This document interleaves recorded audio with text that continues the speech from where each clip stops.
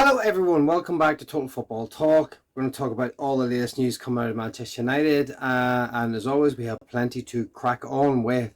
I've not been here for the last 3 weeks pretty much. I have been away working on some TV stuff, which I can't talk too much about, but I'll stick my Instagram account below, and if you want to check out some of the bits and pieces I've been doing, or what the little bits I can reveal, will be on there.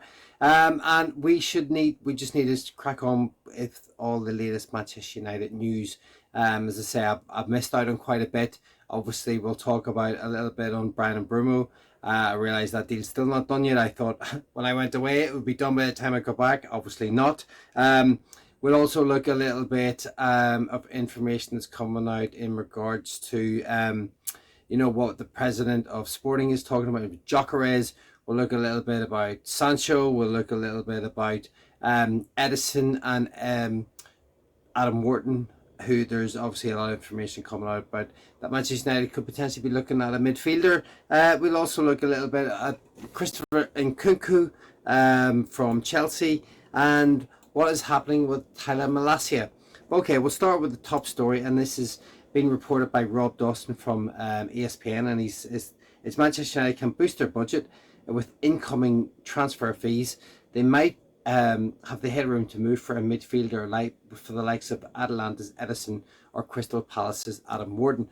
Now, two different midfielders, both can play in the middle. Adam Wharton's a bit more of a deep line kind of controlling midfielder, someone I think you would maybe recognise as maybe a more European style midfielder. Ederson's a bit more box to box.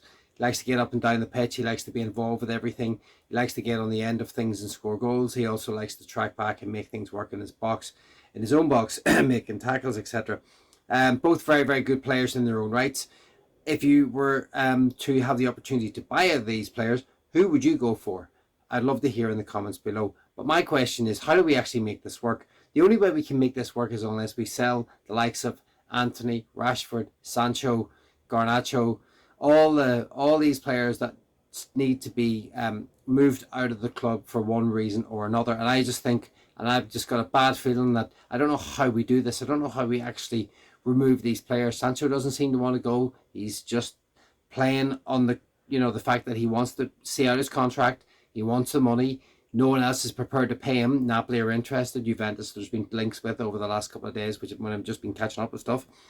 But there's nothing concrete, as they say.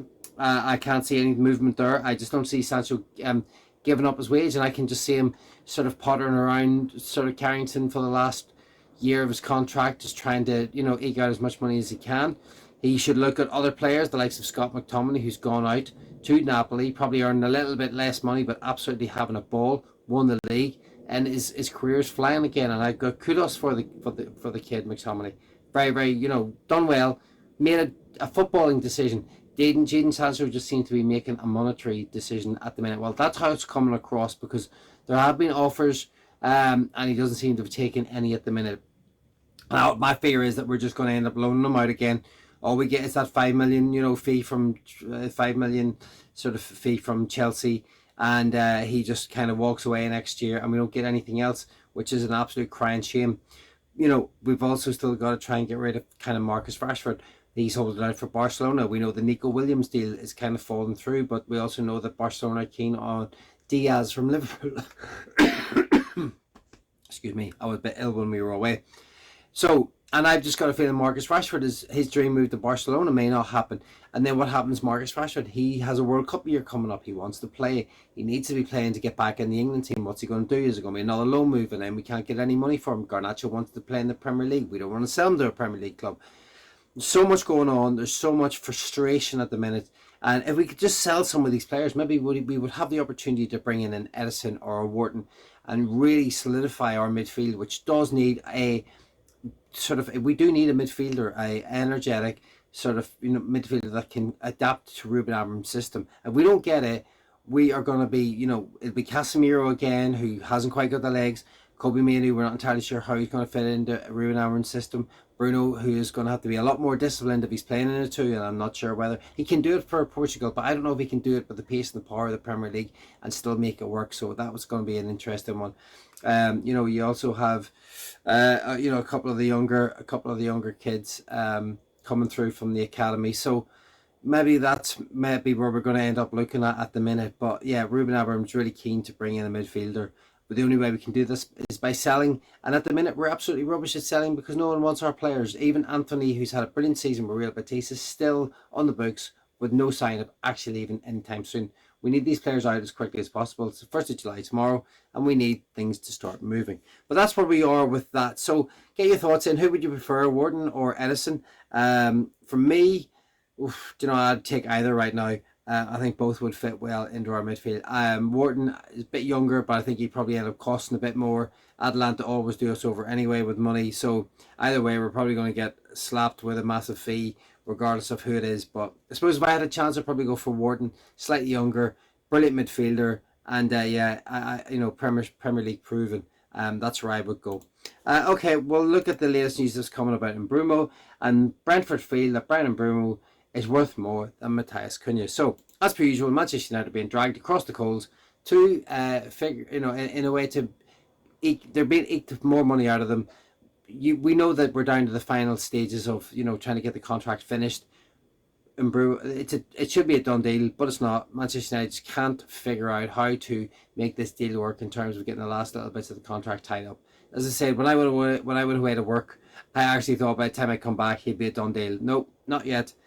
Once again, we're dragging this out, and it's boring now, and we don't really want about it. It should be done this week. If it's not done this week, maybe we will end up losing him. Maybe he'll just end up staying at Brentford, and we will have to look elsewhere. But for the love of God, can we just not get this one across the line? Have 2 players in, and then we can concentrate on the striker that we need. And speaking of strikers, this is what the president of Sporting had to say following Sporting's Viktor Gyökeres has no intention to come back to play again. Essentially, the Sporting president had said that he looked at all other deals around Europe, and he felt that even though they had a gentleman's agreement with Gyökeres, they feel that he's worth more than the 60 million plus the add-ons. They want more than that. Arsenal kind of are interested a little bit, but I think they're really interested in Sesko. Gyökeres is maybe more keen to go there because they have Champions League football, but he obviously has a relationship with Ruben Amorim. So we'll just have to see what happens on this one. I'm not entirely sure if this one is actually going to work. Gyökeres at this stage, do you want him? Would you take him?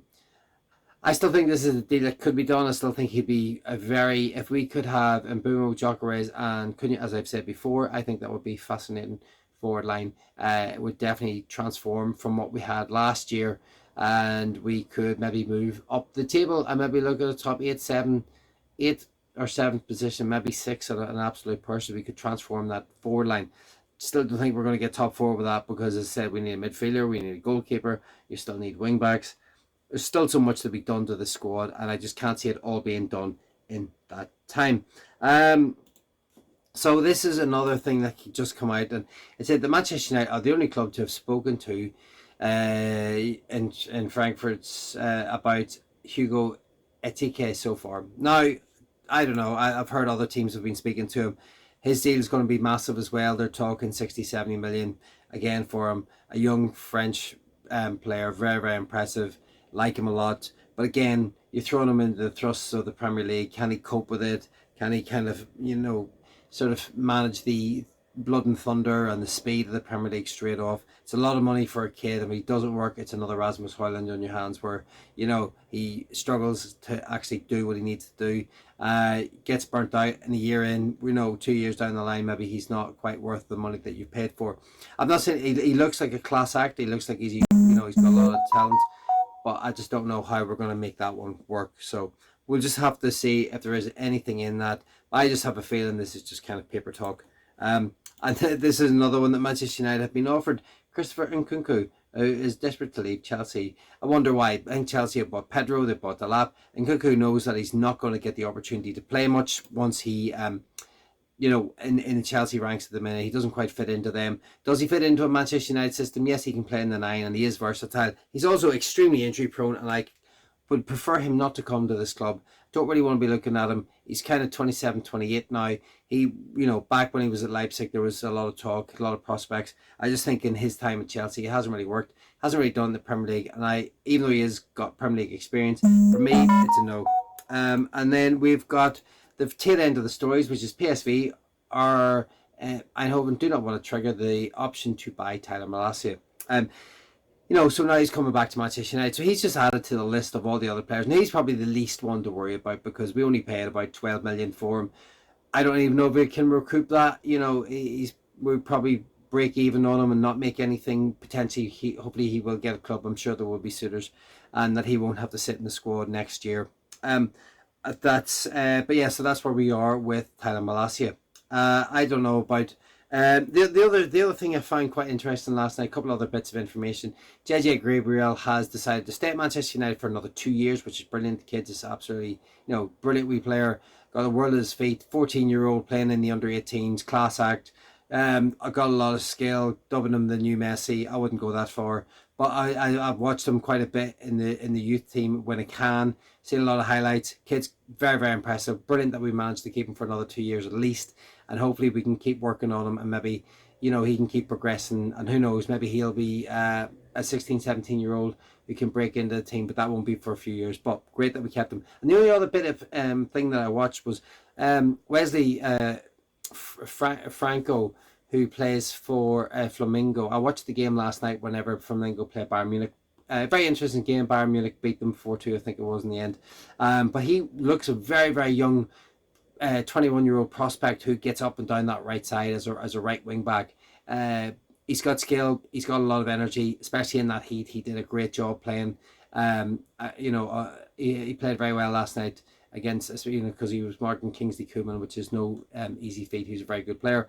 I like him as a prospect, and if we are interested in him, in terms of having got the opportunity to watch him, I'd definitely love to see us be interested in him. Keep the eye on him, because he's just breaking into the Brazilian squad too. Very, very good young player, and definitely one to watch.